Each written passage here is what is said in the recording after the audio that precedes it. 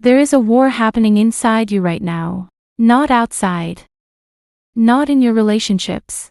Not in your workplace. Not in your finances. Inside. Right behind your chest. Right behind your eyes. And the terrifying part is, you've been fighting this war your entire life without even knowing it had a name. Your mind tells you to move on. Your heart refuses to let go. Your mind tells you to speak. Your heart seizes with fear. Your mind builds a plan. Your heart burns it to the ground. And you sit in the middle, exhausted, confused, wondering why you keep sabotaging yourself. Wondering why the most intelligent version of you keeps making the most emotionally destructive decisions. This isn't weakness. This isn't dysfunction. This is the oldest battle in human psychology, the war between your thinking brain and your feeling brain. And nobody ever taught you the rules. Here is what science has discovered that will change everything. You don't have one brain. You effectively have two operating systems running simultaneously inside your skull. The first is your prefrontal cortex, the rational, logical, planning mind. The part that makes spreadsheets, sets alarms, writes goals and reads self-help books.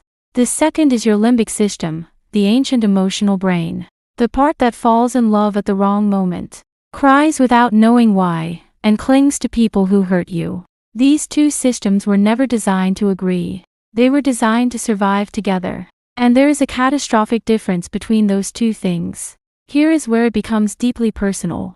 Think about the last time you made a decision you knew was wrong, and made it anyway. Maybe you sent that message you promised yourself you wouldn't send. Maybe you went back to that person who had already broken you twice. Maybe you stayed quiet in a room full of people while everything inside you was screaming to speak. That was not stupidity. That was not weakness of character.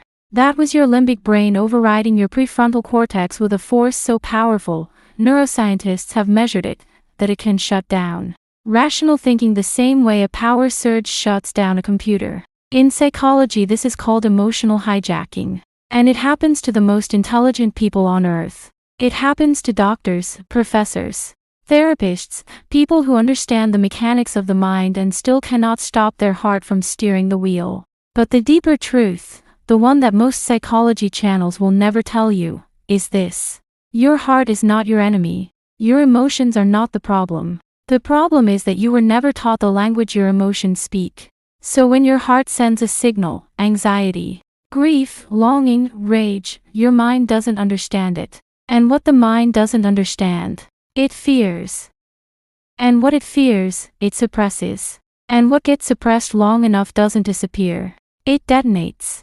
Dr. Bessel van der Kolk spent 30 years studying emotional trauma and arrived at a conclusion that shocked the entire field of psychiatry. He found that unprocessed emotions, feelings you push down, masked, buried under productivity and distraction, do not dissolve over time.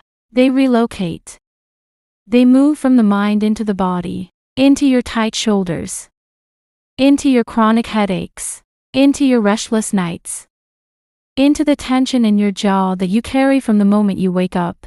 Your body has been keeping a record of every feeling you refuse to feel, and it is reading that record back to you every single day, in the language of physical pain, emotional numbness, and inexplicable sadness that arrives without invitation.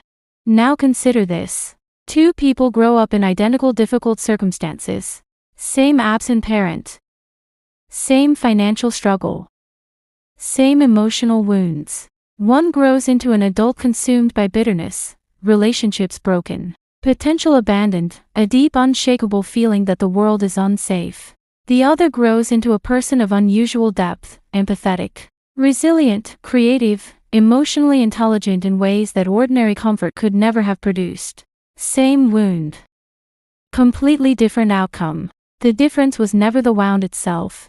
The difference was whether they learned to let the mind and the heart speak to each other, or whether they let the silence between those two worlds swallow them whole. Carl Jung, one of the greatest minds in the history of psychology, said something that most people read once and forget, but should tattoo on the inside of their eyelids. He said that until you make the unconscious conscious, it will direct your life and you will call it fate. Read that again slowly. Every pattern you keep repeating, every relationship that mirrors your deepest wound, Every moment of self-destruction disguised as a bad decision, none of it was fate. None of it was bad luck. None of it was simply who you are. It was your unconscious mind, the basement beneath your thinking, running a program installed in childhood. Playing it on repeat, waiting for you to finally turn on the lights and look at what is actually down there. And this is the symphony. Not a battle. Not a war. A symphony. Because in a symphony, the strings don't fight the brass. The percussion doesn't compete with the melody. Every instrument, including the dissonant ones, including the ones that sound painful in isolation, plays its part in creating something that moves the human soul. Your anxiety has a part to play. Your grief has a part to play. Your anger, that deep volcanic anger you've been ashamed of your entire life, has a part to play. The mind is the conductor. The heart is the orchestra. And you have been standing in an empty concert hall your entire life wondering why everything sounds like noise, because no one ever told you that. You were supposed to be holding the baton. So here is what I want to leave with you today. Stop asking yourself why you feel so much. Start asking yourself what your feelings are trying to conduct. Stop treating your emotions like interruptions to your logic. Start treating them like intelligence, a different kind of intelligence. Older than language, wiser than reason. Carrying information your mind alone could never access. The mind without the heart is a map with no destination. The heart without the mind is a fire with no direction. But together, when you finally learn to let them speak, when you finally sit still long enough to hear what the other is saying, that is when the noise stops.